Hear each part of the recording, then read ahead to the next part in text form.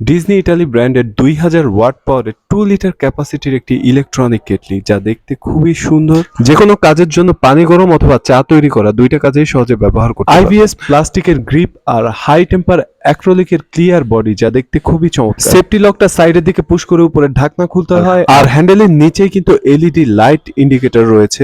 পানি গরমের সাথে সাথে লাইট ইন্ডিকেটরের বাফারিং কিন্তু আস্তে আস্তে আরো বেশি বাড়তে থাকে, যেটা দেখতে খুব চমৎকার লাগে। আর ডিজনি ব্র্যান্ড মানে প্রিমিয়াম ব্র্যান্ড।